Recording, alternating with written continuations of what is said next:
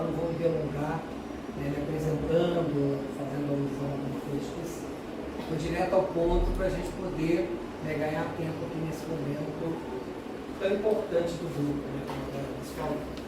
E é claro, né, ao propor esse tema para a apresentação, né, convidado pelo grupo e fazendo parte dele, eu parei para pensar na relevância desse momento, né, de pensar no professor William Barroso, né, que fundou essa teoria, em como que é difícil hoje manter também um grupo de pesquisa, né, as pessoas alinhadas ali com determinada teoria, isso é muito importante. Então eu faço questão, anotei aqui até para não esquecer os nomes, né, de falar todos os nomes, né, que já que a gente está gravando, isso vai ser veiculado, eu acho que é importante, né, a gente fazer menção aos professores, né, professores pesquisadores do grupo, né, Ana Paula Caixeta, a professora Beatriz, a Natália Coelho, o Itamar Paulino, a Denise Santana, a Janara Soares, a Sara Leles, né, que eu conheço por e-mail, não conheço pessoalmente, o Harrison Fernandes, o Raio Neves, né, Lênio Júnior, a Nariela França e a Neila Souza, que eu fui lá e comentei, né, com os nomes para fazer questão.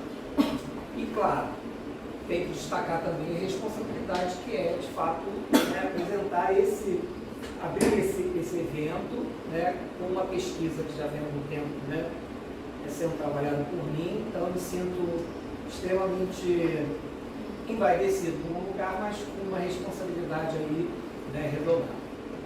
E eu fui buscar, né, para pensar, quando eu pensei o lugar do sujeito, eu falei, onde que seria a localização desse lugar do sujeito?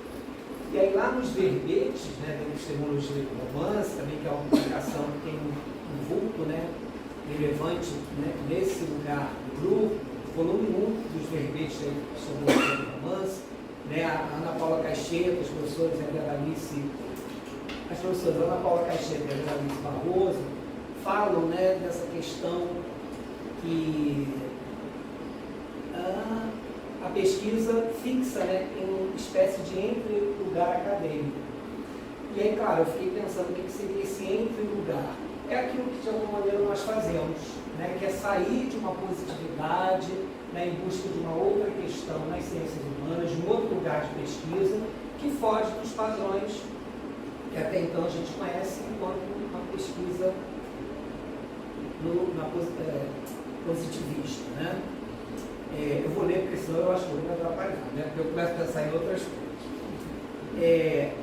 Então eu aproveito o ensejo, né, pegando essa questão aí do entre-lugar, partindo dessa questão do entre-lugar, aproveito o ensejo para destacar que a minha fala transita justamente por esse entre-lugar acadêmico, por um olhar atento. E aí, claro, olhar atento a gente pensa, né, sempre no Paulo Freire. Eu sempre falo dele, porque a gente tem que falar muito do Paulo Freire, né, depois de tanto tempo aí, né, sendo colocado, né, de lado, então tem que falar muito do Paulo Freire, porque quando eu falo de olhar atento, eu falo também de olhar curioso, que vem da infância, que vem desse lugar de descoberta do mundo. E o Paulo Freire, Pedagogia da Autonomia, Saberes Necessários da Prática Educativa, ele vai falar que transitamos, né, do estado de uma curiosidade ingênua para o lugar de uma curiosidade epistemológica, que seria justamente essa questão da curiosidade que nos leva ao conhecimento do mundo e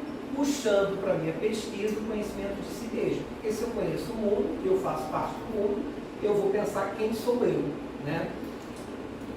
E claro, esse olhar, né, desdobra-se para a pesquisa em artes visuais, que é a minha área de atuação, né, no Departamento de Artes Visuais, e vai dialogar justamente com o campo da pesquisa narrativa e autobiográfica, que foi o movimento que eu fiz para o doutorado, instigando reflexões e construindo justamente interfaces com outros campos do conhecimento, que é a proposta do grupo da epistemologia do romance, e é o que eu acredito que funciona em termos de pesquisa, a forma interdisciplinar de trabalhar, que é o caso, né, desse momento aqui. Essas reflexões e interfaces que apontam olhares sobre aquilo que denominamos e compreendemos como pesquisa acadêmica.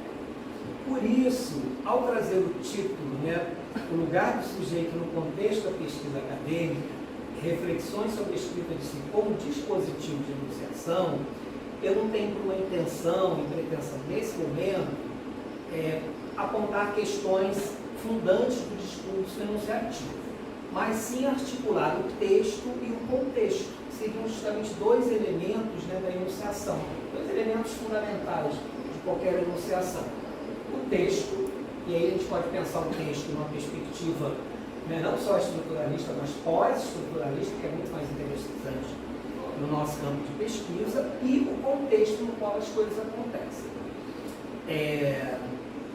Com dispositivos para que o lugar que o sujeito ocupa em uma investigação potencialize justamente um olhar sobre si mesmo, compreendendo que somos atravessados por polifonias, alteridades e permeados de nuances interdiscursivas.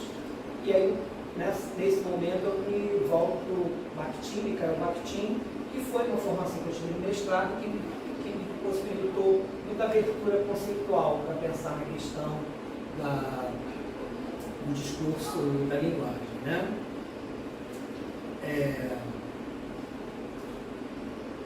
E claro, quando eu falo do Bakhtin, eu estou falando da obra clássica Marxismo e Filosofia da Linguagem, que vai argumentar que as ciências humanas são entendidas como ciências do texto, né? Todos nós, naturalmente, pensamos quando a gente fala das ciências humanas. O que representa uma trama de fios no qual o sujeito é tecido.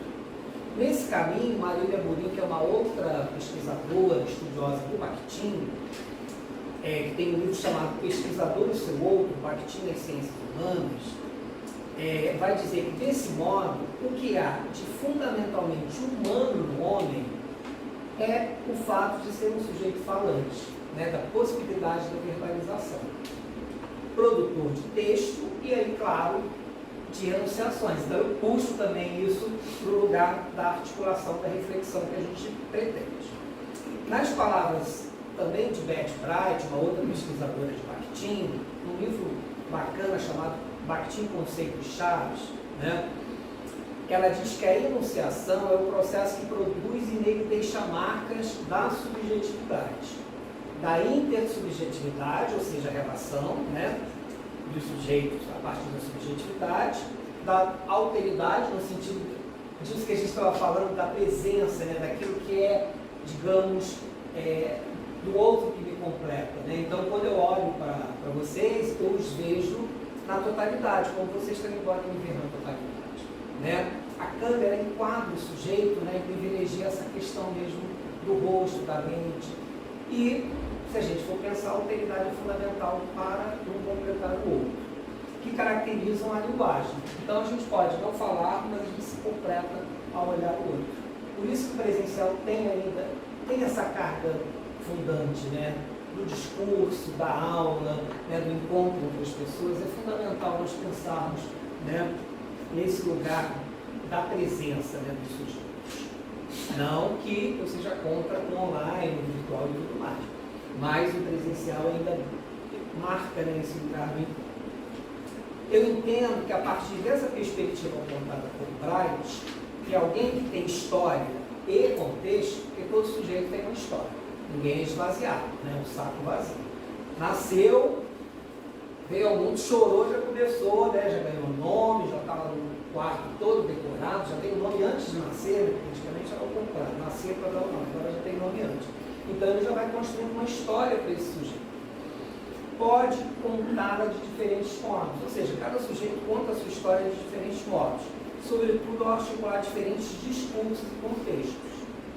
Aqui, tanto o discurso como o contexto podem inaugurar nuances de pessoalidade, de sociabilidade, de temporalidade, entre outras, abrindo caminhos para que a pesquisa contemple o pesquisador como sujeito objeto da investigação.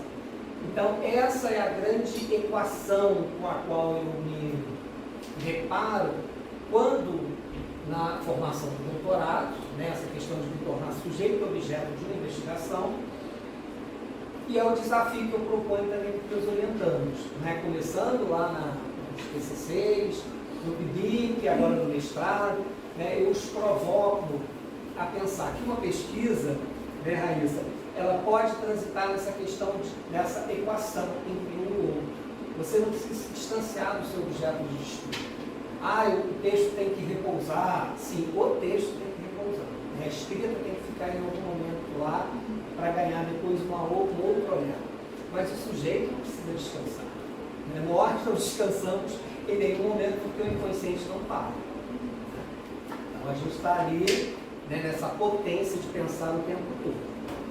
E claro, quando eu falo o pesquisador como sujeito objeto de investigação, entra justamente nessa equação que se faz necessária, porém não obrigatória. E aí eu deixo claro também que isso não é uma obrigatoriedade quando se fala de pesquisa narrativa autobiográfica, quando se fala de escrita de si, né, quando se fala de história de vida. Isso não é uma obrigatoriedade, porque, como vocês verão mais adiante, isso vai demandar um movimento do próprio sujeito em relação à pesquisa, esse endereçamento do sujeito. Para uma empreitada de pesquisa que pode ser chamada biográfica narrativa, ou uma narrativa autobiográfica, pautada necessariamente numa metodologia que a gente chama entrelaçada. Nesse lugar da metodologia, eu abri aqui um parênteses para falar, porque a gente fala de teoria, tem que falar de método, né? Naturalmente a gente pensa numa coisa e outra, nessa junção. Então eu abri aqui um espaço para pensar o que seria quando eu provoco, né, as pessoas a pensarem pesquisador como sujeito objeto da investigação, o que seria uma metodologia que possa contemplar, já que esse sujeito é objeto dessa investigação. E aí a gente chama, na pesquisa narrativa, de metodologia entrelaçada, que é o que nós fazemos em outras pesquisas, né? Eu faço pesquisa quantitativa e qualitativa. Sim, e aí? Né? Você faz pesquisas dentro de determinadas nomenclaturas, mas o que você vai utilizar da pesquisa qualitativa? O que você vai ser colado, tudo bem, boa noite?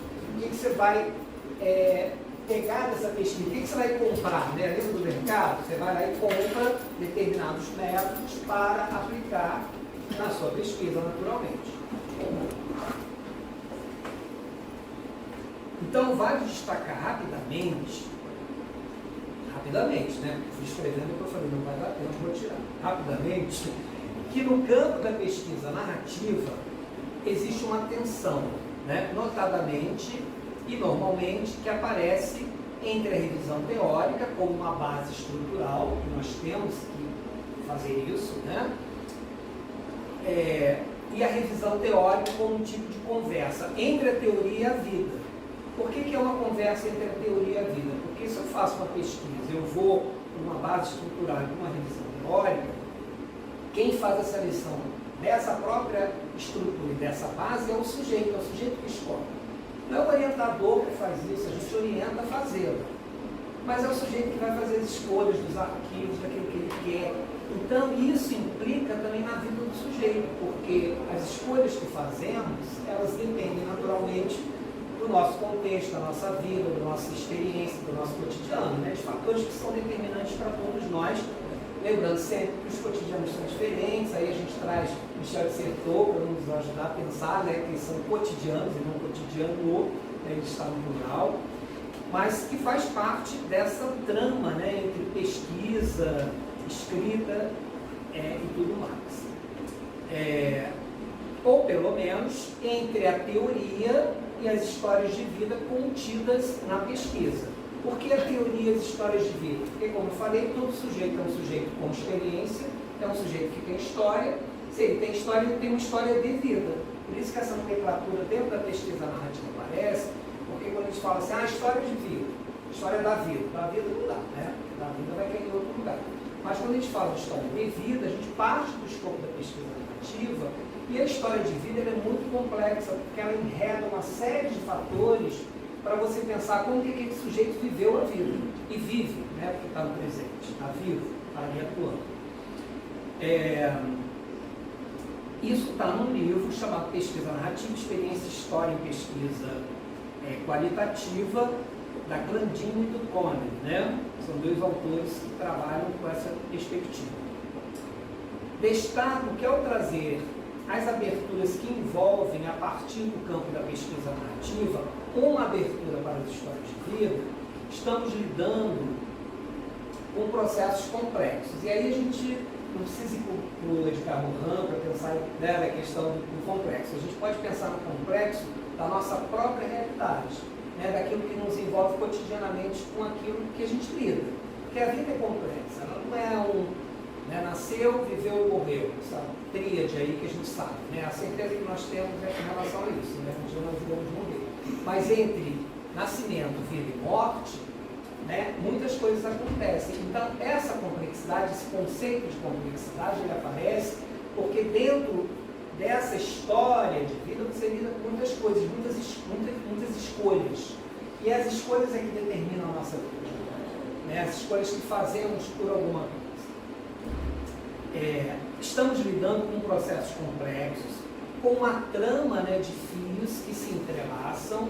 É como se fosse uma urdidura. Eu quis trazer a questão do conceito de urdidura, porque urdidura são fios dispostos, né, verticais, sobre uma determinada trama para fazer o teatro. Mas urdidura serve, assim como tessitura também serve, né? Se a gente for pensar tessitura, essas palavras elas têm sentidos, né, variados, diferentes, mas elas se conversam, né, entre essas coisas. Eu tenho até escrito, pensado sobre isso, né? Boto lá uma palavra, boto a outra, vou botando os sentidos, né, para pensar como que elas podem se articular. Então, fios que se entrelaçam com uma historicidade de si. Por que eu estou trazendo o termo da historicidade de si? Porque é justamente algo que dentro, né, eu estou avançando um pouquinho na pesquisa de doutorado, mas faz parte aqui dessa fala, desse contexto. Quando a gente fala de historicidade de si, eu estou pensando justamente no processo da arqueologia de si, né, que eu coloco na minha tese, e que é um conceito interessante pensar, porque vem desse lugar da escavação, da arqueologia mesmo. Né? O que é uma arqueologia do próprio sujeito? É quando ele se investiga, né? Quando ele parte de questões vinculadas à sua existência. E aí eu sempre digo também para os meus alunos que pensar dá muito trabalho. Né? Não é uma coisa assim, hoje eu vou pensar sobre isso. Nossa, você, né, leva horas para pensar sobre uma coisa, articular uma ideia, porque o pensar dá muito trabalho.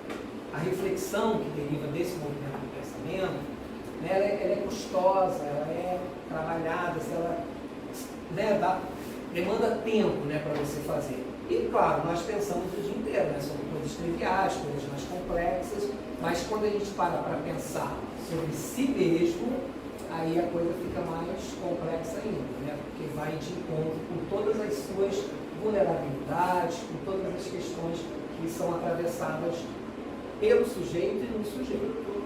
Então, uma abertura conceitual que não pode ser circunscrita apenas em uma abordagem metodológica. Estou pensando nas histórias de vida desse método, né?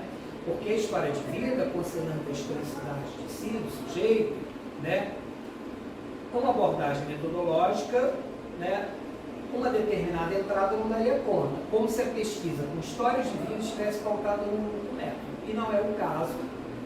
A pesquisa, o método, né, essa questão do entrelaçamento, né, dessa pesquisa que se coloca entrelaçada, dessa metodologia, ela é fundamental para se considerar a pesquisa narrativa e, consequentemente, todos os desdobramentos.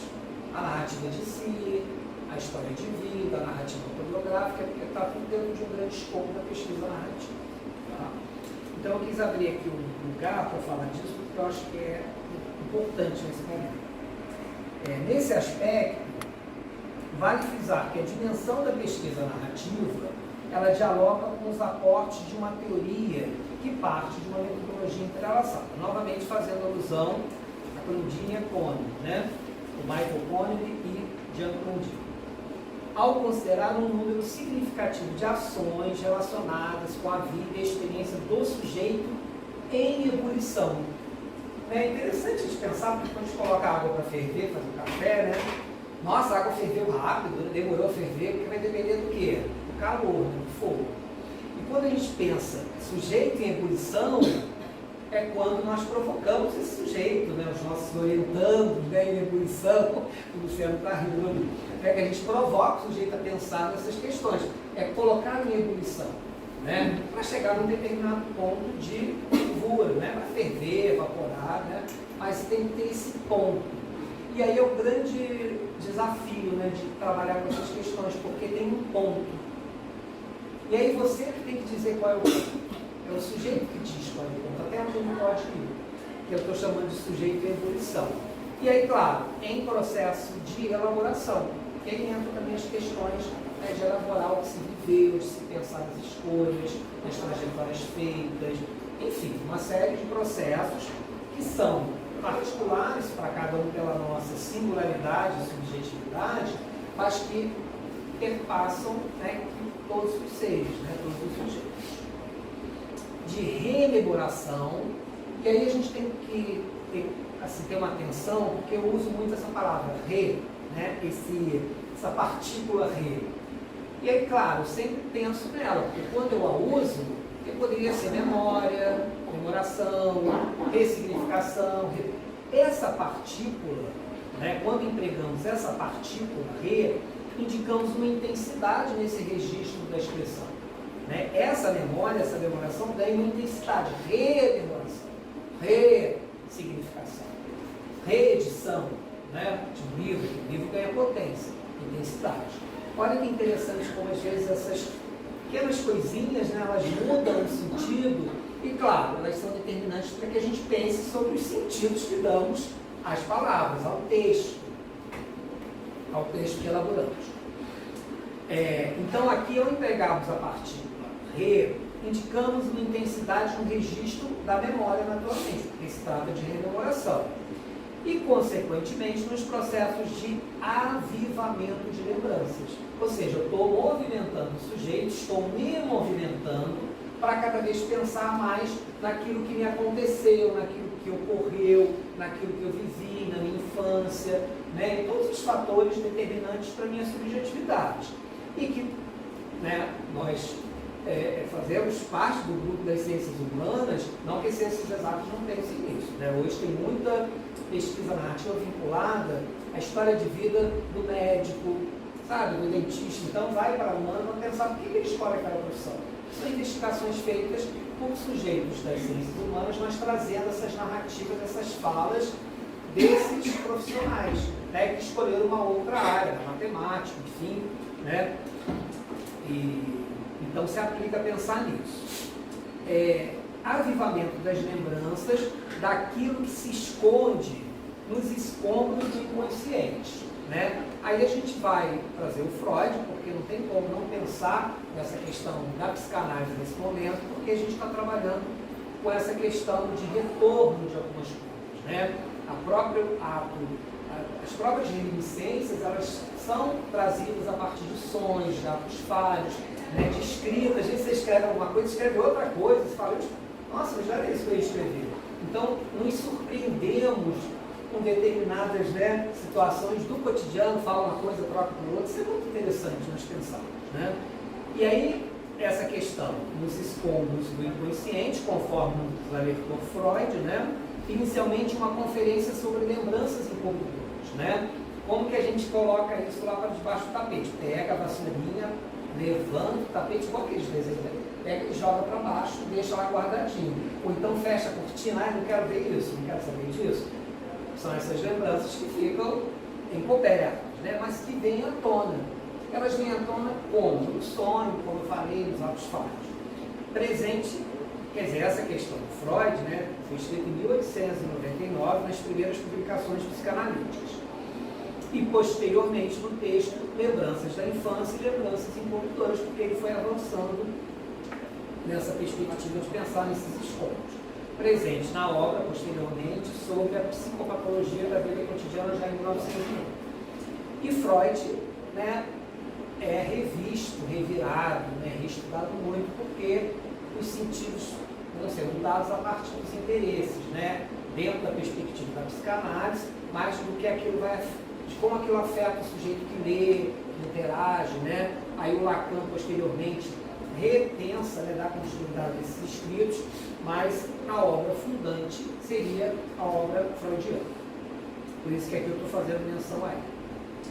Então, dito isso, né, a partir dessa questão da metodologia entrelaçada, de pensamento de histórias de vida, a partir de todas essas questões das lembranças da infância, culturas e tudo mais, eu volto ao pensamento, né, da Candini e do Pônio, pensando na questão, a pesquisa narrativa começa caracteristicamente com a narrativa do pesquisador que se orienta autobiograficamente.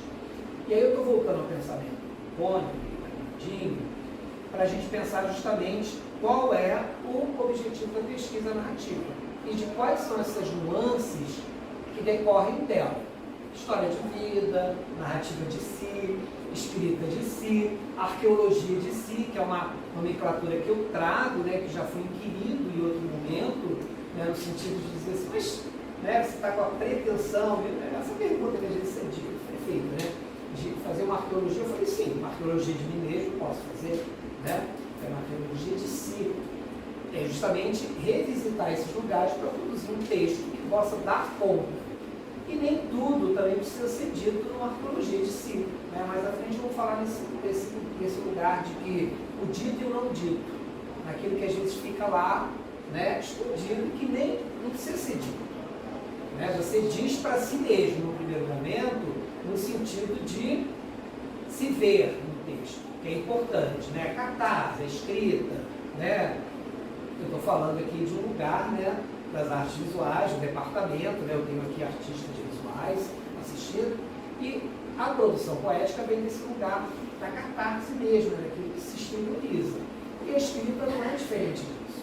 Né? Acho que todos nós aqui, ao fazer mestrado, doutorado, TCC, seja lá o que for, a gente meio que fez assim, escreveu. Né? E depois você depura, depois você olha, reorienta, reorganiza, tira coisas. Ai, não vou mandar isso para o orientar, né? Aquela coisa assim, não, eu escrevi isso, estava, né? Enfim, está jogando, botando para fora, porque é um processo mesmo de exteriorização dessas questões internas, né? Desse inconsciente que não descansa, né? Aquilo que eu falei, ele não descansa. A gente dorme, ele está lá, a gente acorda e está aqui atuante. E é interessante pensar nisso, né? Porque eu tenho consciência e tenho inconsciente.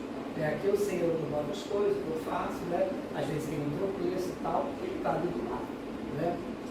Consciente é algo muito interessante, né? Eu particularmente sou suspeito para dizer, né? Porque eu acho particularmente interessante.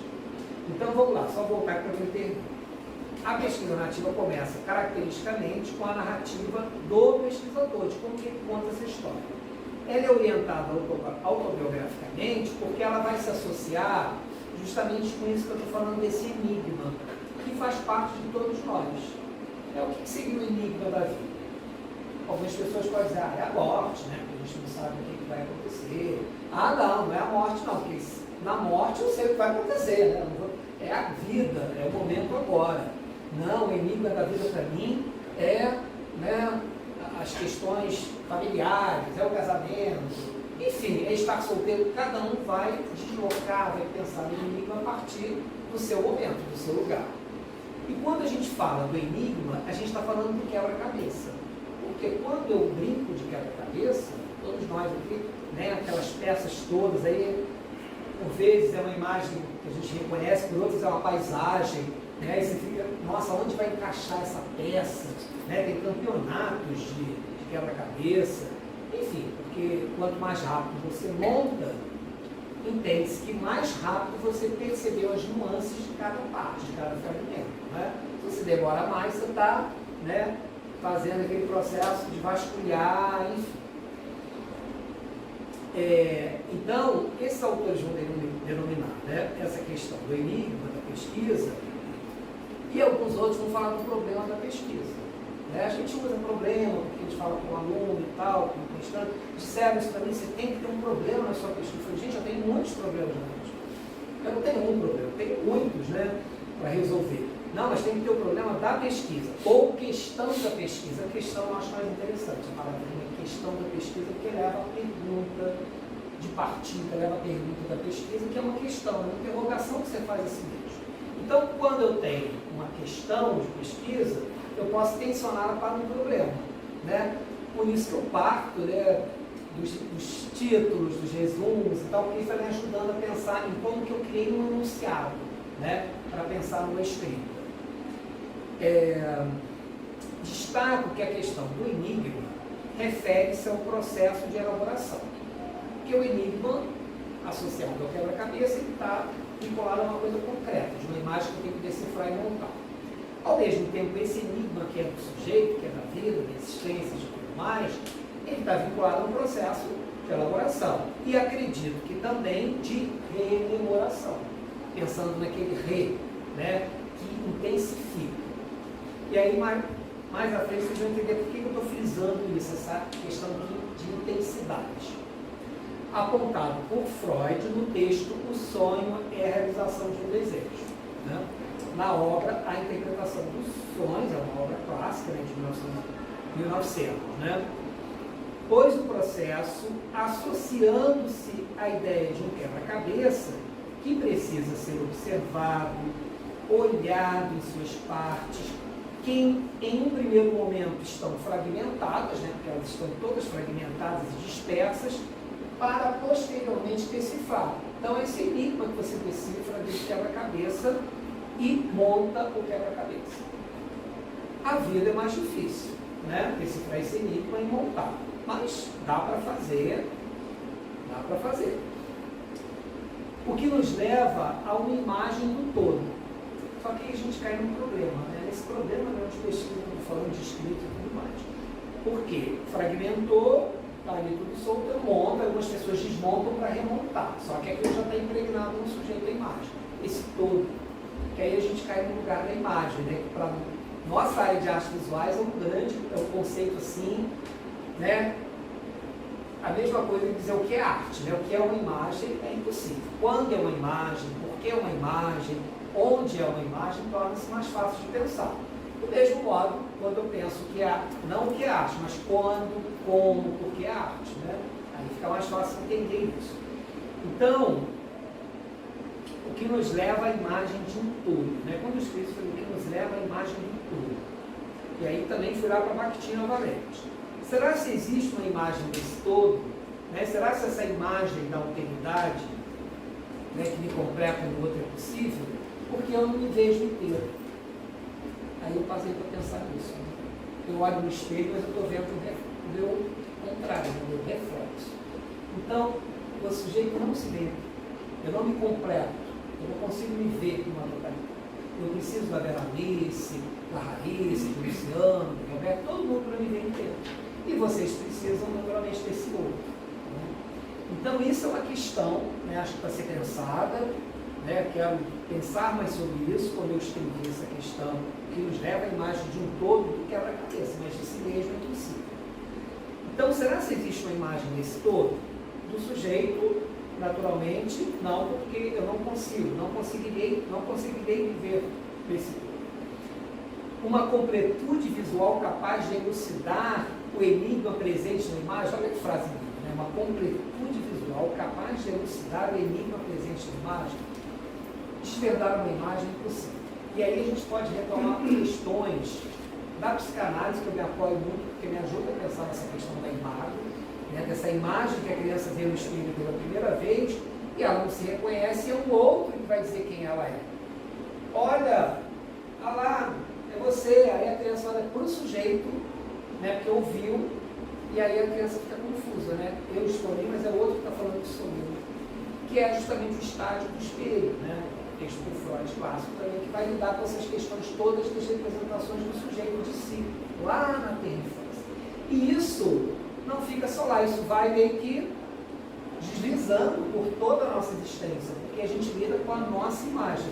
Né? Cheguei aqui, Natália vai gravar, eu já me conscientizei que vai gravar, né? Porque eu me vejo depois. Né? A coisa do autorretrato, né? Essa questão do filme e tudo mais. Então, é difícil lidar com a sua própria imagem, né? Com essa imagem, porque lá atrás a gente teve alguma coisa que criou uma interferência nessa imagem, que a criança não vai se reconhecer. Né? Aí nós temos assim, vídeos, né, na internet, de cachorro, de gato que para e fica brigando com ele mesmo, porque ele acha que é um outro, né, não é ele. Essas coisas corriqueiras do cotidiano, mas que produzem pensamentos, né? Produzem reflexões a partir do que a gente observa ali. Então, essa frase eu deixei aqui: uma completude visual capaz de elucidar o enigma presente na imagem, seria possível, né? Eu vou deixar essa inquietação para um outro momento oportuno, né? Um outro momento que eu possa contar, que possa discutir, porque a gente também avança, né, aos poucos nessas questões.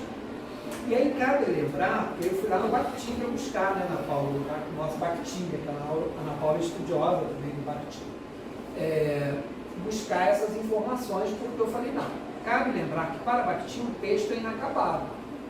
O texto não tem acabamento, porque quem continua o texto é o leitor, que é a coautoria, né, que está lá nos verbetes, enfim, né, que eu fui lá também olhar isso, que é o processo de coautoria, porque nós somos coautores a todo momento de outros textos, né? Nós precisamos dar continuidade. Então, o ponto final precisa existir em qualquer escrito, tem que botar um ponto. E aquilo não quer dizer que aquilo acabou, que aquilo está inacabado. Portanto, se o texto é inacabado, somos inacabados por natureza. Nós somos sujeitos inacabados. Eu estou pronto para vir. Né? Aquela coisa assim, né? Como professor da educação básica muitos anos, enfim, trabalhando no ensino médio, os alunos terminavam o terceiro ano e diziam: professor, terceiro ano, acabou, chega. Estou pronto agora para trabalhar. Eu falei, está pronto? Não, faculdade eu vou fazer, porque eu já aprendi tudo que precisava, agora eu vou arrumar um emprego, acabou, não quero estudar mais. Porque, né, considera-se que você terminou um ciclo e que você está pronto para alguma coisa. Porque estudar é algo preenchido por ciclos. Né? Terminou um ensino médio, faz uma graduação, faz uma pós-graduação, faz um mestrado, doutorado, pós-doutorado, aí faz 3, 4 pós-doutorados, porque não tem limite, porque o sujeito não para, né, de estudar justamente por essa questão, né, não para de pensar nas coisas que ele pode produzir justamente em virtude dessa ideia do inacabamento. Nada está terminado, né, tudo está em processo de construção. Quando nós pensamos na escrita de um texto assim, fica mais suave, porque eu considero que quando eu produzo um texto, eu não tenho que, eu tenho que terminar isso aqui, não, eu tenho que fechar uma ideia, fechar um raciocínio, uma reflexão, partir para um outro tópico, porque o tópico me faz respirar no texto, né, o tópico me leva para uma outra dimensão. Eu aqui fiz 3, né, 1, 2 e 3, para eu poder pensar nesse par e passo aqui no texto. E aí, Ana Paula, o tempo, né, tem que ter o tempo que eu vou ter que trabalhar. Então, aqui para terminar essa questão do quebra-cabeça. Nesse quebra-cabeça, considerando alusivamente como lugar da psique humana, porque eu comecei a associar esse quebra-cabeça a esse lugar da psique humana, das ações inconscientes e desses sonhos inexplicáveis. Aquilo que a gente sonha, que fala, gente, uma loucura isso, né? Não tem sentido nenhum. Tem sentido.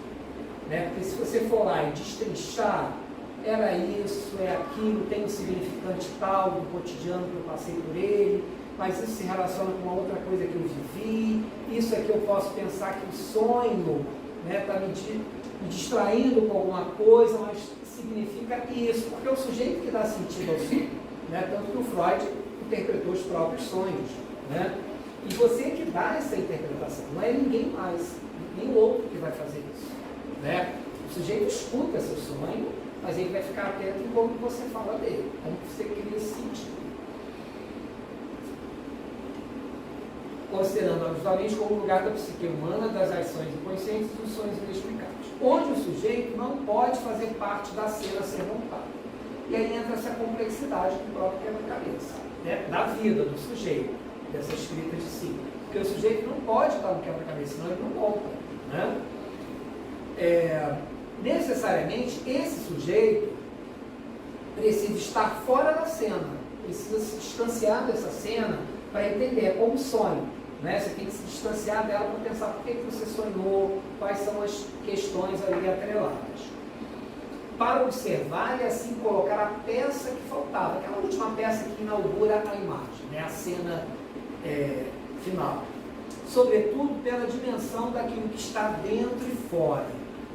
Enfim, vamos seguir, porque o dentro e o fora também é outra ideia de complexidade, né? Para a gente pensar o que está dentro, o que está fora de todos nós, E aí eu não fiz alongamentos porque o tempo não iria me permitir. Quando estamos imersos em uma determinada história, na nossa história, na história que eu conto com o mesmo, ou que eu conto com o outro, né? Em uma determinada história, a nossa percepção dos acontecimentos, ela torna-se difusa. Por isso que contar, recontar, contar de novo, contar de outra maneira, contar de trás para frente, contar em fragmentos, é muito importante. Por isso que não se esgota o contar de uma história, né? Por isso que uma pesquisa não se esgota, porque você a escreve, mas você pode mudar a ordem, uma coisa vai por cima, para baixo, você pode mexer nela o tempo todo, porque você está contando essa pesquisa, né? Eu acredito que pesquisa acadêmica ela é contada, a pesquisa ela é contada pelo sujeito. O sujeito conta uma história a partir de um tema, de um recorte. Então, é esse contar e recontar que faz toda essa diferença nesse sentido, né? Para a coisa deixar de ser difusa, para ter mais lucidez.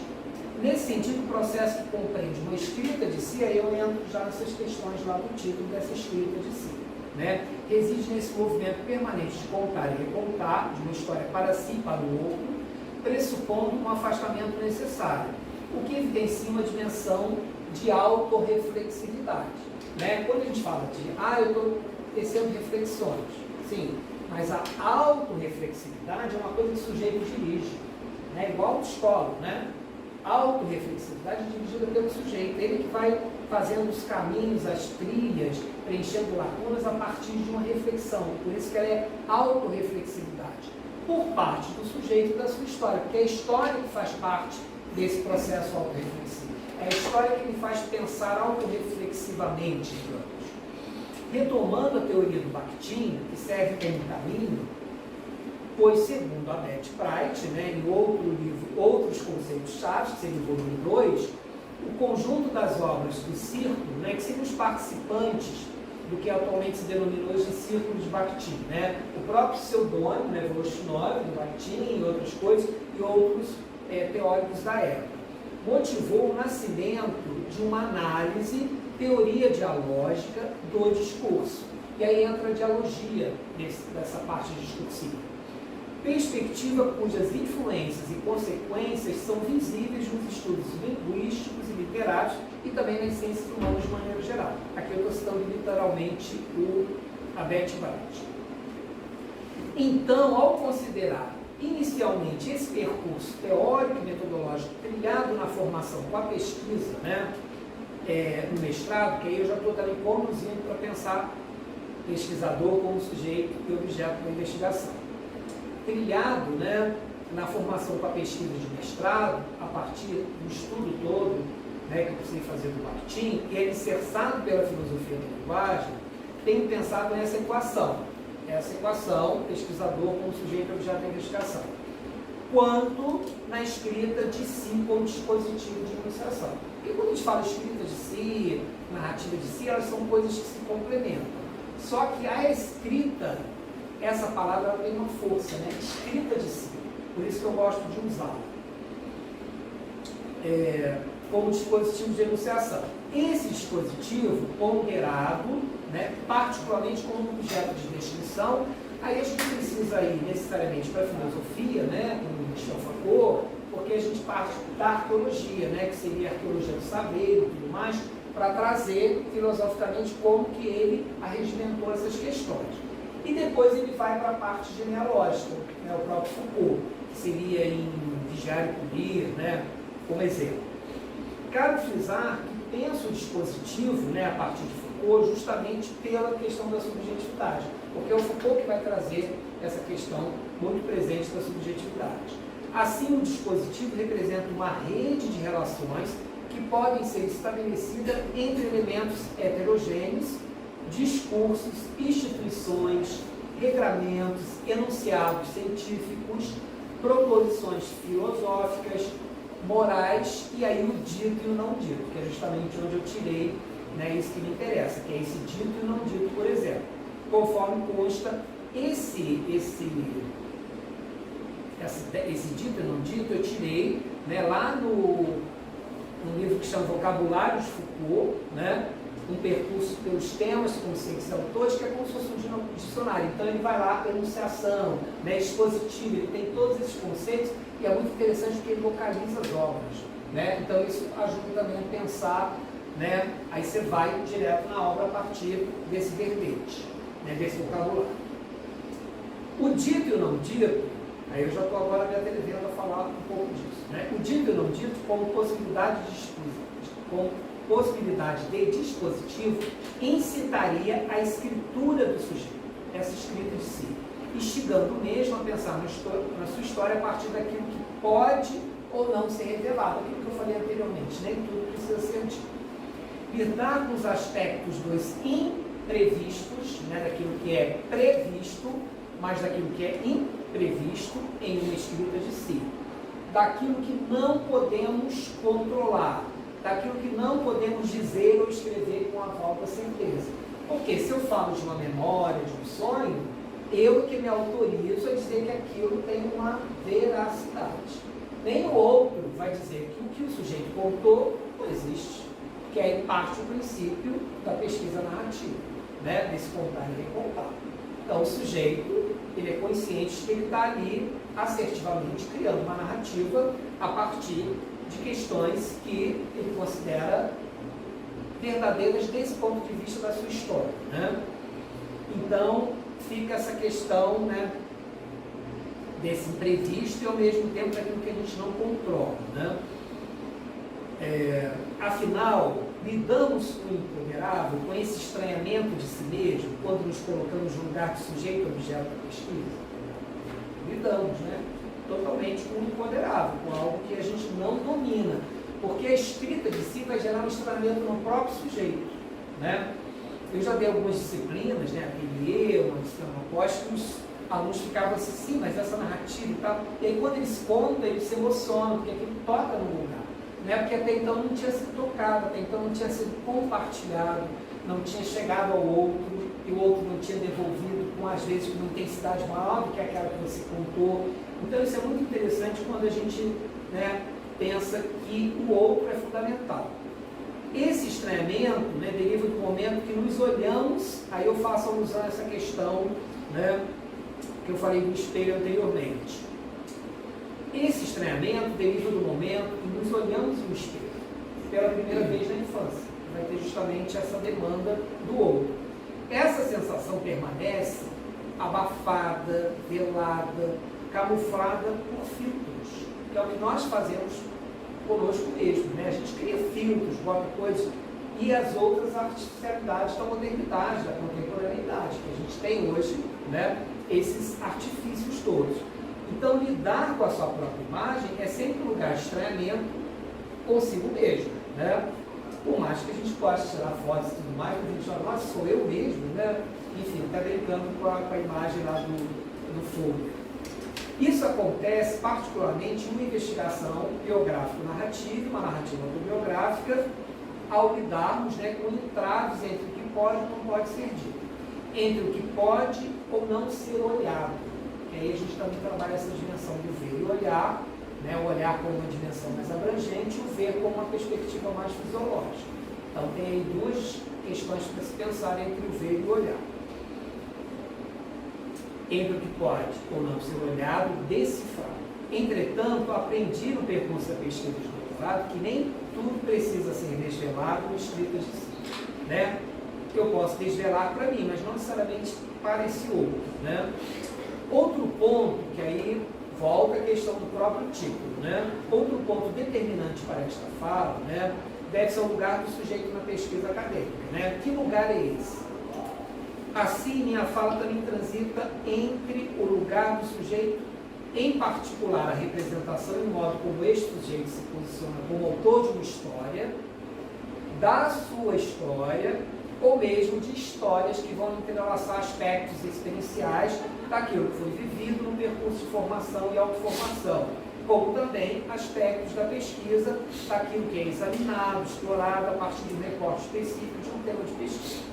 Então a gente tem três momentos, né? Autor de uma história específica, da sua história, ou mesmo de histórias que vão entrelaçar esses dois movimentos. E claro, eu estou dizendo isso a partir da minha percepção desses escritos. Dos escritos dos meus orientandos, né, do PIBIC, TCC e mestrado, e de olhar outros escritos, outras teses e dissertações na parte introdutória, se tem alguma coisa memorialística, se tensiona alguma particularidade do sujeito, algumas teses e dissertações não tem isso. Né? O sujeito já na primeira parte introdutória, ele recorta o objeto, pergunta e ali ele especifica o que ele vai fazer nos demais capítulos. Já não aparece o sujeito da pesquisa. São escolhas, são questões, né? Não estou aqui fazendo nenhum tipo de julgamento, são questões de orientação e de pesquisa. Mas eu gosto de observar isso, da natureza daquilo que eu investi. Nesse caminho investigativo, o lugar do sujeito funcionaria como um mote na produção científica. Que aí é pensar nesse lugar do sujeito. Que lugar que eu ocupo nessa escrita e nessa pesquisa?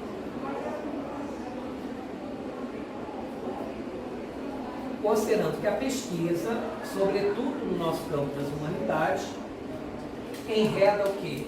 Narrativas, histórias, como eu falei, memórias, acontecimentos, episódios, descobertas, por vezes não factíveis do ponto de vista da objetividade, dessa relação entre objetividade e subjetividade. Tanto que quando a gente vê objetivos da pesquisa, né, tá aquilo duro ali, repensar, avaliar, contextualizar. Aí quando chega no final da pesquisa, quando não está apresentando a dissertação final, aquilo tem que subir, porque aquilo foi concebido no momento inaugural de um pré-projeto, né, de um lugar que ele está concebendo objetivamente o que ele quer.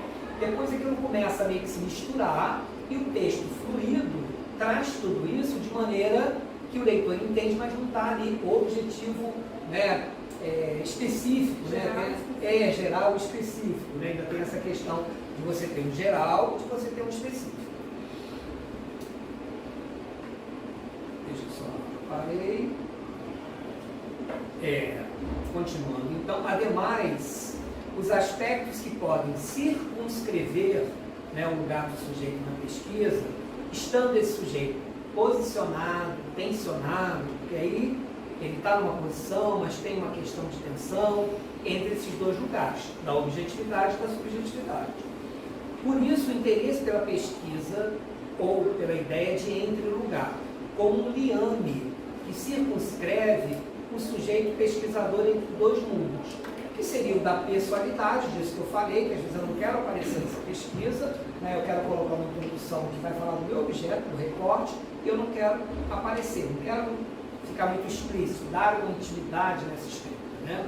Que seria da pessoalidade da investigação científica, que a partir da minha experiência de formação de pesquisa pode instigar o sujeito a novamente, repensar sua posição como pesquisador e como sujeito que possui uma história. Assim entendo que uma possibilidade de lugar de sujeito, né? Uma possibilidade de lugar, de posição, de sujeito e de enunciação, compreenderia o próprio sujeito que se posiciona como sujeito da pesquisa, que possui uma história e que conta uma história através da escrita sobre um tema que será sua dissertação, sua tese ou mesmo seu trabalho de conclusão de curso.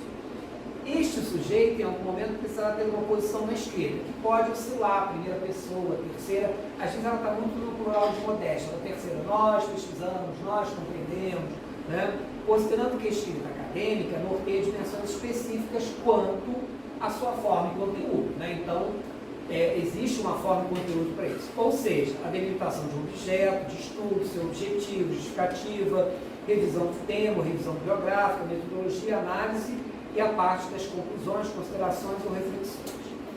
Uma outra possibilidade de interessamento desse lugar do sujeito na pesquisa reflete de algum modo uma dimensão do primeiro, porque não tem uma coisa separada, com alguma particularidade, deixando de ser apenas o quê? Um sujeito que escreve sobre o tema, para tornar-se um sujeito que se envolve tanto no tema como também na dimensão subjetiva, que este tema, assunto, recorte, revela tanto de si mesmo como para si mesmo. E aí a gente tem essa distinção do sujeito da pesquisa e do sujeito na pesquisa, né? Esse na e da funcionaria como uma distinção para a gente poder potencializar essa reflexão. este endereçamento do sujeito na pesquisa acadêmica, sobretudo no que diz respeito à escrita de si, como lugar de posicionamento narrativo, levará ao caminho do autobiográfico, se for o caso. Pois quando um sujeito conta de si, reside nesse contar um dispositivo de enunciação, resultante de uma escrita de si com intensidade narrativa. E aí eu me explico a partir daquele re, porque o re dá essa intensidade ao narrar. Então, quando eu penso numa escrita de si com intensidade narrativa, é porque a rememoração, ela vem nessa intensidade ao criar uma narrativa. Algo que tem pesquisado a partir de algumas leituras, como falei, de teses, dissertações, né, trabalhos de conclusão de curso. Há algum tempo tenho pensado sobre a particularidade e a dimensão subjetiva que estaria impregnado nessa forma de narrar mais intensa. Né? O que seria isso? Afinal, o que seria essa intensidade narrativa ao contar de si a partir de uma escrita de si? É uma pergunta, né, que eu não quero ter resposta. Né? Eu quero continuar pensando nela. É o que me movimenta para frente. O que posso compartilhar com vocês nesse momento são algumas reflexões e para isso vou apoiar em uma analogia com um ato de nadar, que eu acho que me ajudou a pensar na época do doutorado, né? Eu fiquei pensando nisso, levei para o meu orientador em Rio, claro, é interessante, usa isso como, né, uma imagem para você escrever mais ou menos, se posicionar. Né? Então eu penso nisso desde o doutorado. Que proporciona uma visualidade interessante, já que eu estou falando do lugar das artes visuais, todo mundo vai imaginar a piscina, naturalmente, né? Quando a gente fala, as imagens são projetadas, para todos nós. Uma narrativa visual que oferece uma ideia do que vem conjecturando para significar a dimensão dessa escrita de si com intensidade narrativa. O que seria então intensidade narrativa? Em uma primeira visualidade, né, a gente pode pensar numa piscina, e quando entramos, né, em uma piscina, aqui podemos abrir espaço para duas possibilidades, saber ou não nadar, porque uma coisa não impede a outra. Né? Eu posso me aventurar, tem alguém me observando, se essa outra pessoa vem me resgatar, então eu posso aprender a nadar a qualquer momento, desde com alguém ao lado, se você não sabe. Mas a gente pode abrir espaço para essas duas possibilidades. É comum que tenhamos medo da parte do quê? Mais funda, a gente olha, né? É mais fundo, ou mesmo de nos soltarmos na parte central dessa piscina, sem ter aonde segurar. Né? Porque a gente gosta de segurar, de apoio, né? A gente gosta de uma coisa assim para apoiar, porque é a coisa do apoio. Ou mesmo de nos soltarmos na parte central dessa piscina com mais profundidade, talvez seja por inexperiência, por contato com a água, seja por medo, vários fatores aí vão ser determinantes. Enfim, muitas questões podem ser desencadeadas nessa prática com a água, né? Fobias, uma série de coisas. O que tem intenção de apontar refere-se ao modo como nos posicionamos perante essa experiência, porque tudo vem do lugar da experiência, de como eu experiencio uma determinada situação. Assim, uma experiência onde o sujeito fica com medo, receio, segurando-se na borda da piscina, né, percorrendo apenas um trajeto circunscrito, né, aquele retângulo, círculo, ali da piscina, pode resultar em uma experiência tímida por parte desse sujeito, mesmo que o treinador, o outro sujeito esteja próximo de prontidão para salvá-lo, né, mas ele precisa, né, ficar ali na água segurando, com receio. Essa é uma primeira visualidade. Vamos partir para uma segunda, considerando também a piscina. Entretanto, quando entramos numa piscina, observamos com cuidado sua dimensão, quantos metros tem, se era pequeno, só molho o pé, só chega até a canela, que delícia, posso deitar, né? É percepção. Profundidade, temperatura da água, está fria, está quente. Teremos uma percepção dessa experiência mais intensa e prazerosa, porque eu tomei o cuidado de observar antes. Inclusive, essa intensidade vivenciada que proporciona o prazer, né? Porque o prazer está em como vivenciamos e experimentamos as coisas. Nesse caso, o sujeito sentirá que pode soltar-se das bordas e ir até o fundo, mergulhar, se ele sabe nadar, perceber o que acontece com o seu corpo submerso, observar os braços e as pernas movimentando-se livremente, né? No domínio da água, experimentando a água, desfrutando de um prazer que possa ser significativo. Mesmo assim, esse sujeito sabe que na parte externa, na piscina, existe alguém que poderá a qualquer momento ajudá-lo a sair da água. Que, de alguma maneira, é o nosso orientador, é aquele sujeito que está nos observando, porque você produz um texto e passa no crivo nessa revisão desse sujeito. Então, quando eu entro na piscina de uma maneira ou de outra, vai ter sempre esse sujeito que me acolhe. Eu gosto dessa palavra porque é acolhimento. É isso, é esse lugar que a gente pensa que nós temos alguém que pode, né, me salvar, me ajudar, me dar uma luz e tudo mais. Por isso que o orientador, à época, o Raimundo Martins riu, né, quando eu falei disso, eu falei, porque essa minha pesquisa está vinculada a uma piscina, né? Ou eu nado, eu seguro na bola. Mas eu quero nadar, eu quero ir lá no fundo, né? Eu fui com essa ideia. Aí ele falou, então se joga, vai lá, sabe nadar? Vai lá no fundo, brincou comigo. E realmente foi o que eu fiz, né? Mergulhei, né, para ir no fundo dessa escavação aí arqueológica. Essa imagem com a piscina, associei, né, o lugar do sujeito na pesquisa, talvez com algumas alusivas de tensão entre nadar e pesquisar. Mesmo assim, tenho refletido que a escrita de si com intensidade narrativa estaria associada com a segunda visualidade, né? Porque é mais intensa, né? Você mergulha, vê o que tem lá, o que não tem, o que você quer trazer no fundo, né? Se for mar, se não for piscina, enfim, ainda tem essas particularidades. Onde o sujeito que pesquisa precisa ir até o fundo, abrir os olhos e perceber o que está escondido através dos reflexos da água, porque também existe essa refração, né, desse estado. Quando eu coloco a mão na água, tem uma refração da minha própria mão. Então, o reflexo e a refração às vezes nos engana, e o reflexo também. Só que o reflexo no espelho, sou bonito, estou bonito, feio, né? Enfim, a refração tem uma certa complexidade. Essa forma de conhecer a piscina como significante, concreto, sem receio de largar a segurança das bordas, ou ficar sentado nos degraus da piscina, resultaria em um lugar de experiência consigo mesmo, explorando todas as possibilidades de expressão e movimento que o corpo submerso oferece, porque é o corpo em outro lugar, né? Essa pesquisa estaria endereçada ao lugar do biográfico narrativo ou de uma narrativa autobiográfica.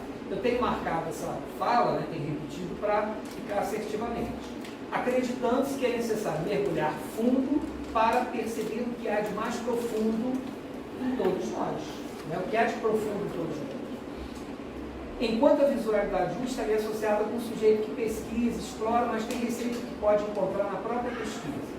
Assim fica mais confortável acreditar que a borda da piscina seria um lugar mais seguro, mais plausível para pensar no seu objeto, distanciando-se de questões subjetivas que, por vezes, batem a porta, porque elas estão todo o tempo ali batendo a porta sua, né? Só que a gente fecha essa porta, né?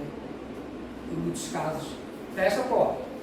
Ainda partindo do ponto que toda pesquisa resulta de um endereçamento do sujeito, considerando o seu lugar, destaque que aqui não há espaço para a gente aprofundar questões teóricas sobre o surgimento do sujeito, né, desse conceito. Apenas considerarei, né, considero dois enfoques que acredito oportuno para pensarmos sobre o lugar do sujeito proposto para o tema. O primeiro seria o lugar do sujeito a partir dos processos do inconsciente, da linguagem, tanto pela teoria freudiana como lacaniana, né, considerando o sujeito psíquico, por exemplo, que é aquele produzido no discurso da psicanálise. Né?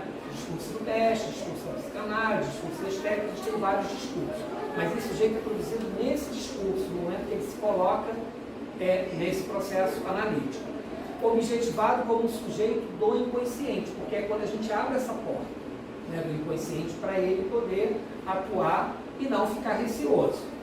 Que aí, ao mesmo tempo, cria esse sujeito desejante e pulsional. Tá? Aqui eu estou colocando algumas alusivas minhas, mas isso está em Freud, Foucault e a problemática do sujeito. Um livro que eu comprei recentemente, que fala do mal-estar na civilização da análise. Né? E o título me foi interessante e realmente ele tem umas questões bem interessantes. E o lugar do sujeito a partir dos processos da subjetividade, considerando que a formação do sujeito é impregnada de passagens, né, de territórios, de experiências que particularizam cada um de nós, considerando o âmbito aí da filosofia Foucaultiana, por exemplo.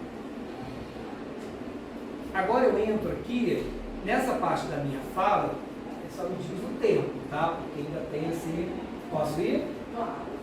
Nessa parte da minha fala, eu vou apontar brevemente algumas questões da minha pesquisa, né? Não vou alongar, mas vou apontar brevemente como que ela foi conduzida. Enfatizo também algumas orientações, né, de doutoramento, enfim, mas o título, o que cada um fez, só para fazer esse movimento de como os sujeitos produziram, né?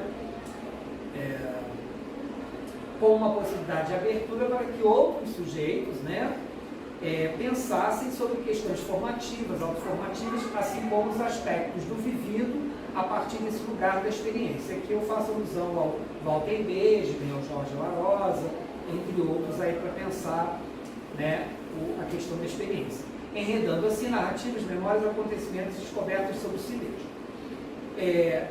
A tese de doutorado foi no programa de pós-graduação em arte, cultura e visual, né, com a orientação do Raimundo Martins e da Helene Tourinho, e ela inicialmente começou com uma questão do cotidiano e do currículo. Olha que interessante, né? A pergunta era essa, porque eu venho da escola pública, ensino básico, educação básica, entrei na universidade, formava professores para, né, o magistério em artes visuais, eu falei, eu tenho que trabalhar com o cotidiano e currículo de artes visuais e tudo mais.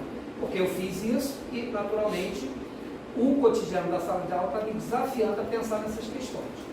Só que nem tudo que está no papel, né, no texto escrito, dá conta do desejo, do pulsional do sujeito. Só no meio do caminho, né, aqueles períodos que a gente tem de vácuo, né, de não consegue escrever, está travado, que isso é natural. No mestrado não há esse tempo, né, vocês sabem disso, porque são 2 anos, então é recortar para escrever. No doutorado, né, antigamente eram 6 anos, né, 8, passou para 6, agora são 4. Tem mais tempo, mas também não pode ficar muito tempo, porque senão... Mas dá, né, então eu tive assim, uns 4 meses de um vácuo, né, de alguma coisa assim que não é isso que eu quero, está muito formatado, está muito objetificado, está muito dentro de uma estrutura que não sou eu da pesquisa. E aí eu tive esse momento de pensar nas minhas questões, levei a questão da piscina, e aí ganhei o livro do Eliseu Clementino de Souza, né, que é da UNEB, sobre a questão de narrativas autobiográficas, escritas de si, na pedagogia pela formação de professores. Li o livro e falei, nossa, é isso que eu quero fazer. Né? Então, vai atrás da referência, porque eu não atendo, orientador. E é isso, né? Porque o orientador não tem tudo. Então, eu fui atrás desse caminho. E aí a pesquisa enveredou, né, para outros caminhos, e aí surgiu a pergunta, né, que acho que já estava há muito tempo já comigo, né? Como e por que me tornei professor de artes visuais? Professor de artes visuais, né? Não somente professor, mas de artes visuais. E aí tem todo o histórico, né? Minha família não tem, né, nenhum professor e tudo mais, saí de Teresópolis, tem todo um contexto para pensar isso, tem todo esse texto e esse contexto. E aí ela me enveredou para essa pergunta, né, sair do currículo do cotidiano de forma não totalmente assim, mantido, porque eu trouxe episódios pedagógicos de sala de aula para a pesquisa, porque eu precisava do outro, para saber como que o outro se interessou por determinados temas e como que aquilo serviu de alteridade, né, de uma voz polifônica nele, para pensar por que ele escolheu aquela recorte para trabalhar no seminário, que inclusive foi lá que pode, né? É uma disciplina que potencializa muitas descobertas para todos nós, né, que mencionamos ali no Departamento de Artes Visuais. Essa indagação, como porque me tornei professor de artes visuais, levou aos estudos da pesquisa narrativa, naturalmente, da autobiografia. Não conhecia nada sobre isso. Realmente eu não tinha conhecimento.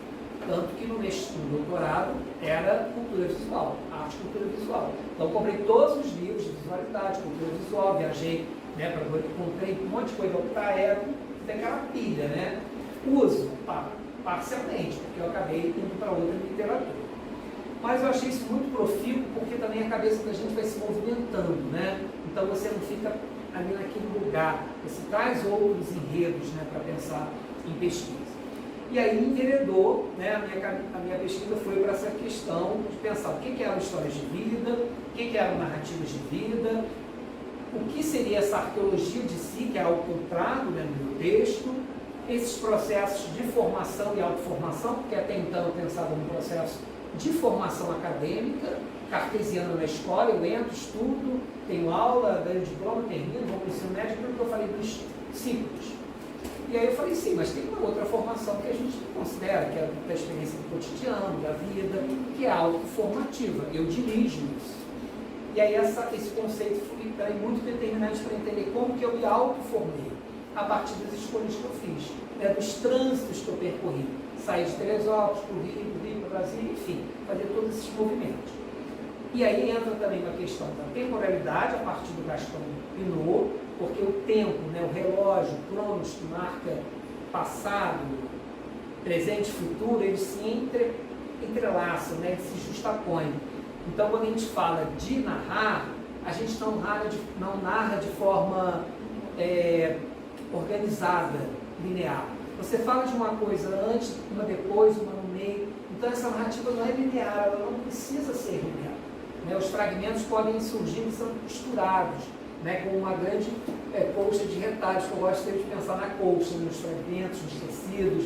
Um é mais áspero, outro é liso, outro é florido, outro é xadrez. Então você olha aquele visual, que interessante, como que a pessoa organizou, justapôs tudo isso e ficou bonito, ficou harmônico. Claro, eu estou fazendo isso porque eu lembro da minha avó que fazia essas coisas, né? E que está na tese, né? Eu me emociono porque isso está na tese muito bonito. Essa autorreflexividade biográfica e a própria escrita de si, assim como os estudos da dimensão simbólica dos artefatos cotidianos. Aí é um outro lugar da tese, porque eu vou trazer diferentes artefatos que foram decisivos nesse processo de autoformação. Até porque eu não entendia muito bem por que eu fui fazer artes visuais. Entendia no sentido de que eu gosto de arte, mas o que foi determinante, o que potencializou ir para a UERJ, fazer História da Arte, artes plásticas, estudar, é uma coisa que na minha família ninguém tinha pensado. Aí eu comecei a descobrir as artesanias que perpassaram todos os meus irmãos, a minha mãe, meu pai, minha avó. A colcha de retalhos, o acordeon, o crochê, tudo aquilo que estava vinculado a uma manualidade e que é artístico. Né? Não vamos aqui criar questões entre arte e artesanato porque dá pano para mano, mas está vinculado a essas artes do fazer, né? Essa coisa do manual feito com as mãos. Então isso tudo foi me permeando, né? me convocando a pensar na minha história. E aí, claro, nesse momento, o orientador serve como aquele que fica ali, né? Espetando. Ah, vai falar sobre isso? Ah, isso. Mas isso aí tem relação com o quê? É aquele sujeito que te instiga, né? Porque o verbo instigar é muito interessante para a gente pensar. O que é instigar? É movimentar o sujeito, né? E o orientador precisa fazer isso, necessariamente, né? Então, esse estudo, né, da dimensão simbólica dos artefatos cotidianos presentes na trajetória de vida minha e de outros sujeitos, que foram processos fundamentais quanto aos esforços de uma consciência de si. Né? Eu estou entrando em várias expressões, porque quando eu falo consciência de si, esse inconsciente está encostado no algo que é consciente. Só que eu tenho inicialmente uma consciência de si, de quem eu sou. Para depois criar uma abertura para esse lugar do inconsciente considerar que aquilo que eu sonho, aquilo que eu deixo escapar, não é uma coisa acidental, não é uma coisa qualquer, é uma coisa que tem importância na minha formação subjetiva. Sobretudo nesse contexto da profissão docente, porque eu não pude, né, desprezar todo o meu percurso da formação básica até chegar na universidade. Nesse sentido, eu investiguei fragmentos narrativos de experiências de vida minhas que eu fui produzindo para justamente desvelar, né? Velar e desvelar, sabe? Velar e desvelar, velar e desvelar, para desvelar e compreender o caminho e sentido de ser professor de artes visuais, né? O que seria essa docência? Desse modo, né, eu passei a considerar relevante ampliar esses estudos da narrativa e da autobiografia como um caminho que poderia vislumbrar uma percepção do sujeito, sobretudo nas questões formativas e autoformativas, que foi como eu fui conduzindo a tese. Né? Essa percepção, de algum modo, colaborou para uma reflexão acerca desse reconhecimento, novamente o né? Reconhecimento de si, de quem eu era, de onde eu vim, de como eu fui formado, de como eu fui, né, conduzido na vida e quais os caminhos e escolhas que eu tomei. Porque às vezes precisamos fazer escolhas e tomar caminhos, né? Justamente por representar uma forma de dizer de si e sobre si. As escolhas e os caminhos dizem do sujeito, sobre ele e para ele, a partir de referências que se configuram nesse modo como experimentamos a vida, que é justamente o sujeito da experiência.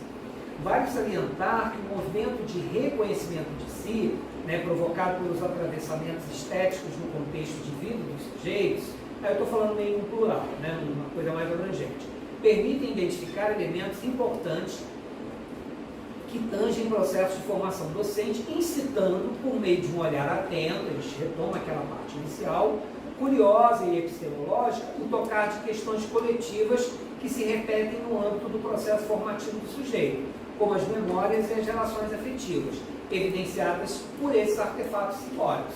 Então, a colcha de retalhos, o acordeão do meu pai, deixou de ser apenas um mero instrumento musical para ser um artefato. Né? E as lembranças que isso foi me provocando, meu pai tocando, então ali tinha música, tinha sonoridade, né? Ali já tinha uma coisa artística, né, que permeava o cotidiano da minha casa, quando meu pai tocava com os amigos, e aí isso tudo foi sendo considerado. Então, quando eu escolho artes visuais, se eu tenho essa, né, não vou usar a palavra habilidade, mas se eu tenho essa inclinação, né, para desenhar, como eu fiz na escola o tempo todo, isso era algo que foi me constituindo como sujeito. E aí, na hora de escolher um curso, né? Não vou fazer, né, vou brincar com você, matemática, vou fazer artes, né, vou fazer artes visuais, vou fazer psicologia, né, que eram os cursos que eu tinha interesse. Mas acabei indo para História da Arte, na UERJ, com artes plásticas, né? Mas o meu curso foi muito teórico, me ajudou muito também nesse sentido da formação. E, claro, continuando com a questão da produção, não no sentido, né, de ser um artista assim para fora, mas um artista interno, né, que eu acho que é isso que eu trabalho, né, esse artista, né, que habita todos nós, cada um de nós, mas no sentido mais interno do que externo, né, nesse que publica, que publiciza a sua arte. Vale salientar que os movimentos de reconhecimento de si provocados pelos atravessamentos estéticos, né, isso, no contexto da vida do sujeito, permitem identificar elementos importantes que tangem, estou repetindo, o processo de formação docente, citando por meio de um olhar atento, curioso e epistemológico. Né? Por isso, faz-se necessário refletir subjetivamente sobre a configuração de nossa própria formação. Quando eu falo configuração, é como que eu criei, como que eu fui delimitando isso que se configura como a minha história de vida, a minha trajetória de vida. E ela vem a partir da formação, porque, né, vocês escolhem cursos, nós escolhemos, quero fazer isso, fazer aquilo, então você é corresponsável por isso. Meu pai é médico, eu tenho que ser médico. Não necessariamente. Às vezes está mais fácil, né, porque tem já uma estrutura que permite isso. Né? Às vezes o sujeito burla, né, trai o desejo do pai e faz valer o seu desejo. Porque a gente aprende que para fazer valer o meu desejo, eu tenho que necessariamente trair o desejo do outro. Porque o meu desejo não pode ser o do outro, tem que ser o meu desejo. E às vezes a gente fica atrelado ao desejo de um outro, né, que o outro quer. E por sua vez, da nossa história na qual o mundo representa esse cenário pessoal e social de nossas vivências. De algum modo, somos os relatores da nossa própria vida e a narrativa cede lugar para conceber uma história de vida capaz de promover uma transformação dos acontecimentos, onde as ações, as pessoas presentes nesse universo particular tornam-se episódios e personagens segundo uma organização do próprio acontecimento do tempo. Eu estou fazendo menção a isso porque, quando eu convoquei um grupo focal colaboradores, eu não poderia ficar egoicamente sozinho nesses movimentos que eu chamei de movimentos autobiográficos, né, historicizando, né, trajetórias docentes e discentes. Porque eu percebi que nesse movimento eu me via só, eu estava falando das minhas questões, mas eu queria ouvir o outro. E aí os episódios de sala de aula pedagógicos me ajudaram a regimentar um olhar sobre o outro e fazê-lo narrar, né, eu ia falar fazê-lo falar. Não é falar, fazê-lo contar por que ele escolheu um tema para apresentar, por que surgiu a questão da cultura do gagarismo, por que o grupo foi fazer o John Lennon na UNB. Não, tem tudo a ver com a gente, professor. A gente gosta das músicas do John Lennon, nós somos novos, nós gostamos disso, Imagine e tal. Então, olha que interessante, os temas de cultura que foram pesquisados, eles eram coadunados com histórias pessoais, né, de pai e mãe, por vezes, e pessoais dos sujeitos, porque eles foram buscando isso. E aí, claro, eu convoquei sujeitos para tese, fiz um grupo focal para entendê-los. Aí tem vários episódios pedagógicos, né, na minha tese de doutorado, para ouvir esse sujeito, para pensar em que narrativa ele produz. E foi uma demanda também de orientação, né? Tem que deixar claro, porque isso é uma condução. E eu achei interessante porque eu não fiquei solitário, né, nessa escrita narrativa autobiográfica, coloquei o que interessava de fato, mas esses sujeitos também tiveram essa participação que foi determinante, sobretudo, né, por considerar esse lugar da alteridade. Assim, construímos relações. Aí eu estou trazendo uma fala aqui de uma senhora que já encontrei em congressos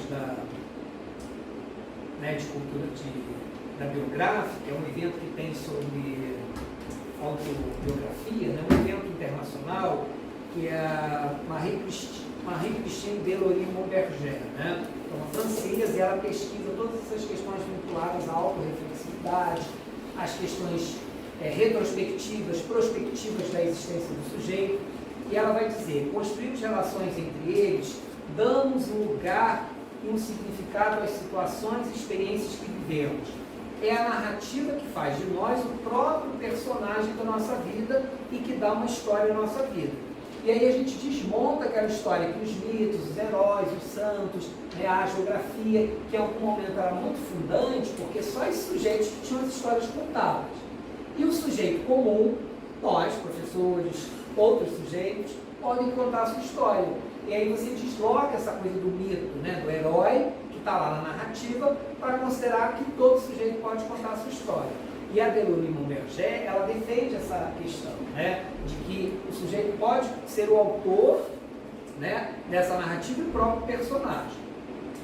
Então esse foi um passeio, né, pela questão da minha tese, só para, né, não seguir um roteiro assim, muito cronológico, que eu acho que não interessaria. Eu tenho aqui, Ana Paula, algumas questões de doutorado, de mestrado, em termos de orientação. Eu não sei se vale a pena falar brevemente, de TCC, que, né, particularmente a Ana Paula é uma colega que participa das minhas bancas, então ela acompanha esses trabalhos. Tem vários, né, eu fui selecionar, fiquei assim, quais que eu trago, né, assim, porque muitos têm esse endereçamento, né? Então eu vou passar rapidamente para a gente fechar, né, já ir terminando isso.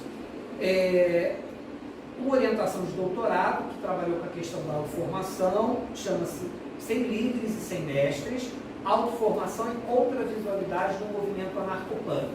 Porque aí o Maurício Remídio Viana, né, que é um professor também universitário, né, de outro ele traz justamente essa experiência com o movimento anarcopunk, para pensar em como que essas contravisualidades, como que as imagens que foram produzidas ao longo da vida dele fizeram sentido no sentido da mudança de como que ele mudou, o cabelo, a roupa, né, a jaqueta de couro e tudo mais. Então ele fez uma tese, né, que trabalhou com essas questões das narrativas, e na tese ele convoca pessoas de diferentes estados do Brasil para falar dessas situações também vivenciadas nesse movimento anarcopunk, né? Então ele traz as narrativas desses sujeitos para pensar sobre isso. Então é uma tese que se coaduna, que tem aderência com o que eu pesquiso, porque de algum modo, né, criou a ideia da autoformação, da narrativa e da contravisualidade, pensando nas questões da cultura visual. E uma outra orientação agora de mestrado seria justamente a questão das imagens, né? Porque foi esse desafio de pensar na imagem, aproximações entre publicidade, artes visuais e cultura visual, a partir de uma trajetória formativa narrativa do Gustavo Chaves Machado em 2021. A do Maurício foi agora, em 2022, e a do Gustavo em 2021. O Gustavo chegou com essa questão de um comercial de televisão, né, do Renault Captio, que queria trabalhar com comercial, que entrava no Museu de Arte Contemporânea de São Niterói e tudo mais, né, para pensar na peça e como que essa questão das imagens, do erudito, né, daquele carro como uma obra de arte, conversa com outras obras. Aí eu perguntei, mas é isso mesmo que você quer trabalhar? Né? Essa peça? Não, eu quero trabalhar com essa peça. Mas o que estaria a mais nessas imagens? Né? O que perpassou a sua vida em relação às imagens? Aí começou a história. Não, eu venho do teatro, fiz teatro, fiz publicidade também, toco instrumentos, sou músico, já fiz graduação em artes visuais e agora vim para o mestrado em educação, que eu quero ser professor. Que é educação que eu digo a nossa língua, né? Que é educação em artes visuais. Aí eu falei, então a peça pode ser um disparador de você pensar como que essas imagens funcionam e por que você não pensa nessa trajetória formativa narrativa a partir das imagens que te formou. E aí ele foi justamente trazendo, né, ao longo da dissertação dele, uma série de questões vinculadas às narrativas formativas que ele vivenciou e pensando em como que ele foi permeado dessas imagens, dessas imagéticas, e em que momento ele escolhe as artes visuais e escolhe a educação em artes visuais. Né? Hoje já atuo como professor em Goiânia, lá já está dando aula em escolas, inclusive conseguiu encontrar substituto na UFG. Então olha que interessante, né? Como o sujeito vai avançando nessa questão desejante. Essa foi a dissertação dele. E por último agora, recentemente, o Rodrigo Xavier Lara defendeu também a dissertação Espelhos, autobiografia fílmica de adolescentes privados de liberdade. Ele trabalha no GDF, no sócio educativo, e ele trabalha com vídeos, né, fotografias, uma série de aparatos das artes visuais para promover a reintegração e ressocialização desses sujeitos que estão ali em regime de semi-liberdade. E aí, claro, a partir do momento que ele se interessa por isso, eu também me provoquei a pensar que imagens que ele leva o outro a produzir, que imagens ele poderia produzir também de si mesmo.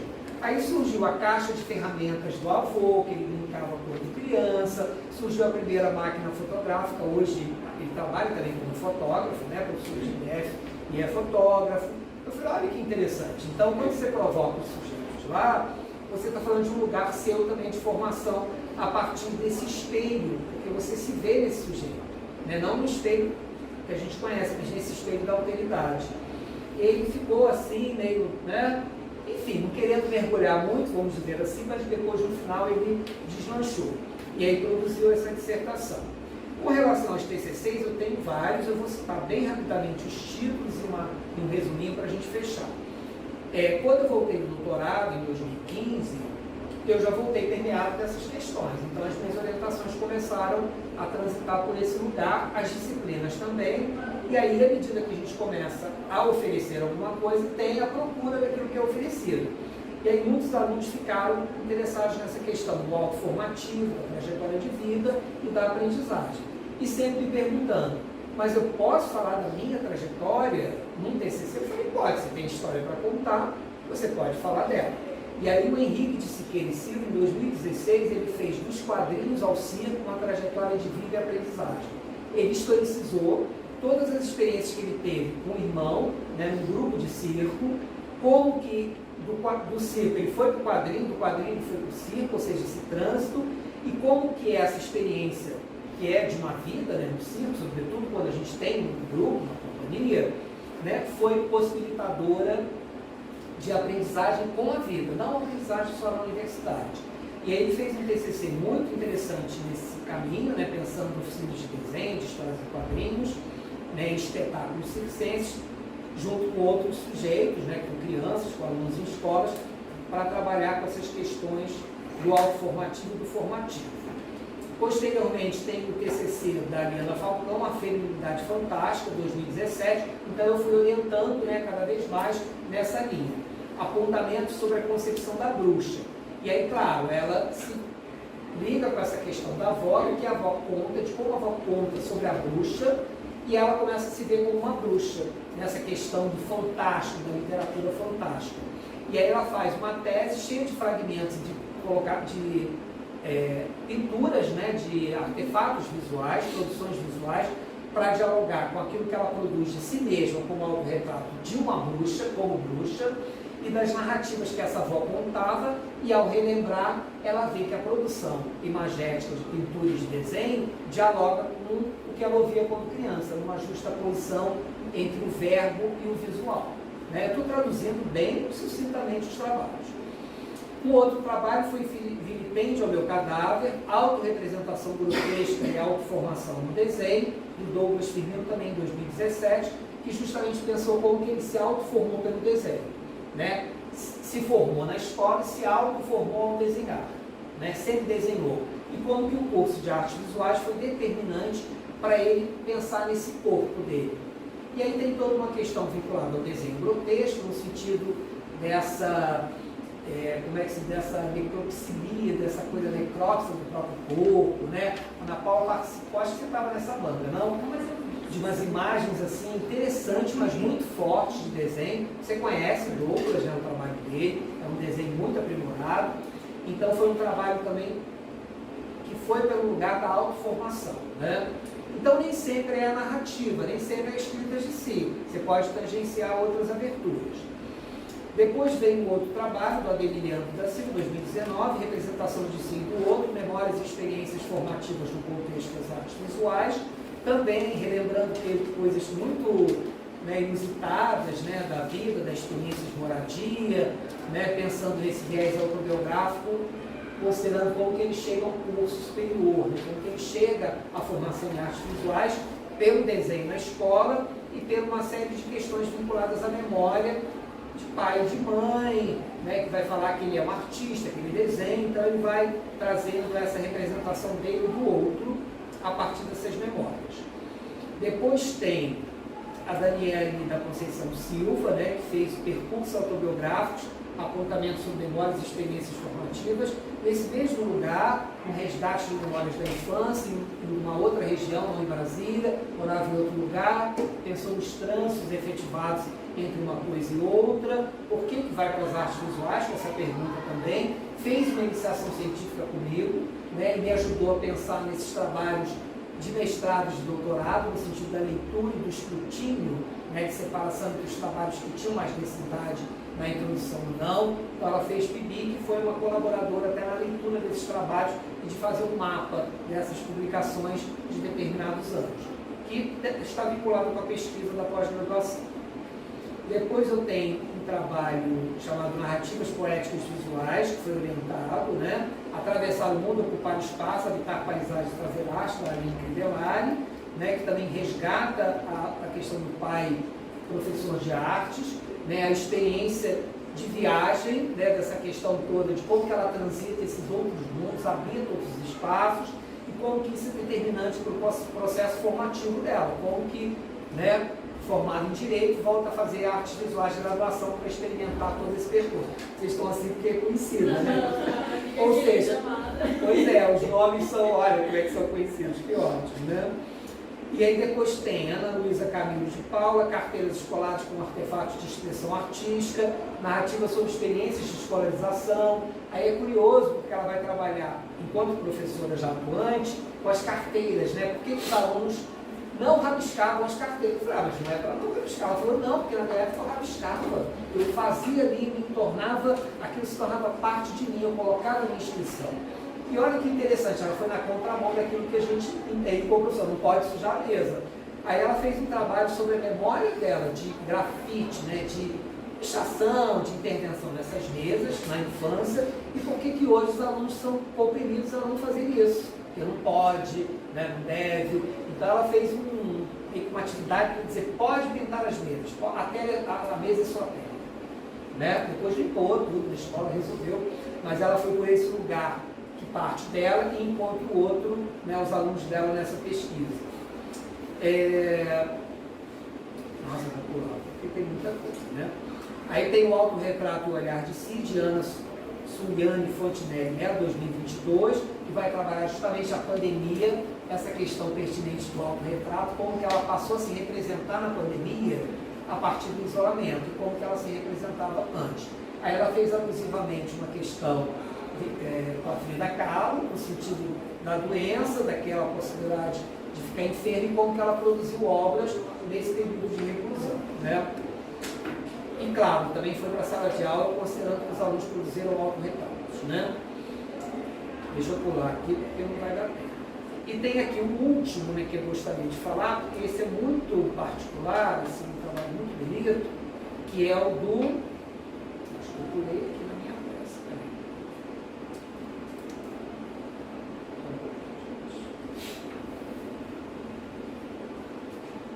Do Arthur Silva Barbosa, de 2019. Acho que esse Ana Paula conheceu. Escavações memorialísticas. Ele falou, posso me apropriar do tempo? Eu falei, pode.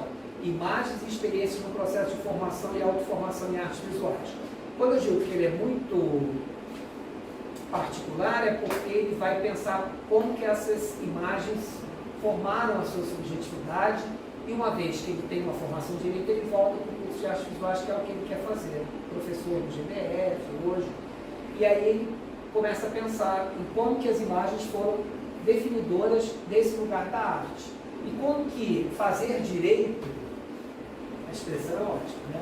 Fazer direito foi um lugar de 4 anos de um movimento assim, que o manteve aprisionado nesse direito, né, que é a família.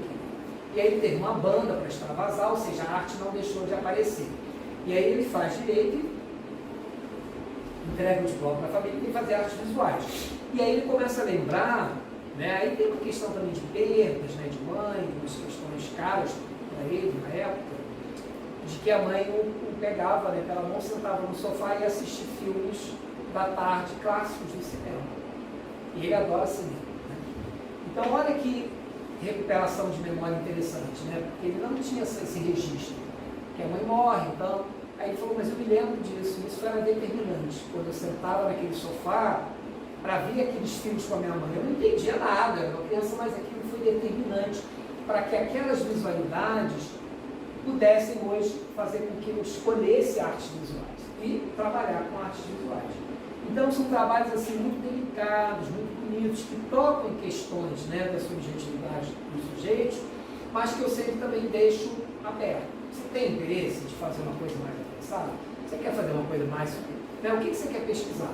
E alguns começam a se interessar. E os encontros de orientação, eles viram, né, encontros também dessas elaborações, daquilo que está sendo escrito, daquilo que precisa ser reescrito, daquilo que precisa ser pensado e repensado.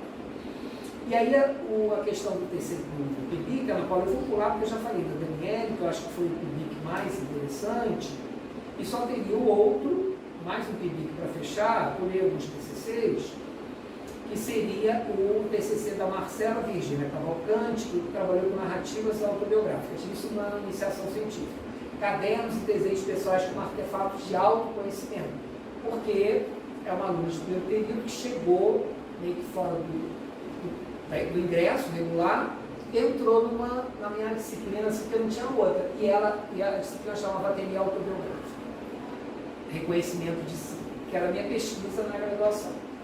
E aí ela ficou encantada com aquilo e entendeu naquela disciplina por que ela produzia tantos cadernos, a necessidade de desenhar e de escrever sobre si mesma numa intimidade, nesse artefato. E aí ela falou, nossa, mas eu tenho que contar o que tem nos cadernos? Eu falei, não. Você pode fazer alusivamente, criar um alter ego, né, fazer uma relação com esses cadernos, não precisa colocar o que tem ali. E aí ela fez um PIBIC, né, ela está estudando, porque ela é da área médica, da área de enfermagem, né, do GBF, então ela faz disciplinas, trabalha, tem essa do noturno, né, que os alunos do noturno têm esse desafio de trabalhar e estudar. E então, são essas surpresas, né, são essas coisas que a gente ganha, às vezes com alunos do primeiro período, fora do regular, do ingresso, e vem fazer uma disciplina que ela sai extasiada. Como outras que ela tem feito também, que ela sai extasiada, não estou dizendo que é a minha. Mas é que cai como uma luva nesse sentido de pensar no autoconhecimento, né, na escrita de si, nesses caderninhos, como lugar de autoconhecimento. Eu acho que passou muito da hora, né, porque assim, eu não sei, né, os corpos não se movimentaram, eu fiquei tranquilo, porque o professor tem um lugar, né, quando começa a se movimentar muito, um sai, outro sai, a gente sabe que, né, mas como vocês estavam, né, participando ativamente comigo desse movimento, acho que a coisa foi. Agradeço muito, foi um prazer estar aqui essa noite. Obrigado.